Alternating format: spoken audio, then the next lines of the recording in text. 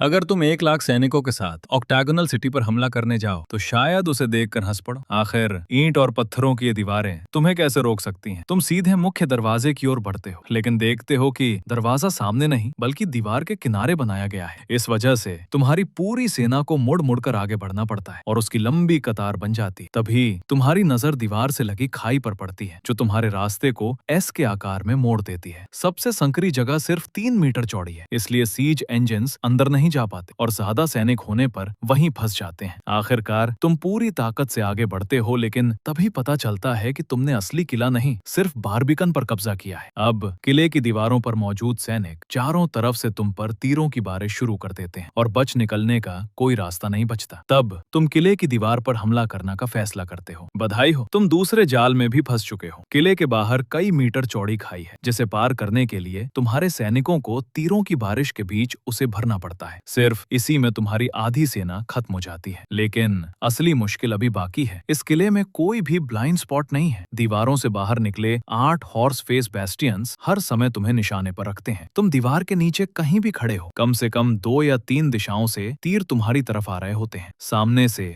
बगल से और आगे बढ़ते ही पीछे से भी। तुम्हारे पास बचने का कोई रास्ता नहीं होता। लेकिन सबसे हैरान करने वाली बात किले के अंदर है। पूरे शहर के बीचों बीच एक क्रॉस जैसी मुख्य सड़क है और दीवार के साथ साथ एक सैन्य रास्ता भी बना हुआ है। इसलिए जहां भी हमला होता है, सैनिक कुछ ही पलों में वहां पहुंच जाते हैं। आखिर में तुम सोचते हो कि किले को घेर कर उन्हें भूखा मार दोगे, लेकिन शहर के अंदर खेती, पानी और अनाज के भंडार पहले से मौजूद हैं। वे 10 साल तक भी टिक सकते हैं, जबकि तुम शायद 10 दिन भी ना टिक पाओ। बधाई हो, तुमने प्राचीन युद्ध काल की सबसे शक्तिशाली रक्षा प्रणाली ऑक्टागोनल सिटी को चुनौती दे दी है।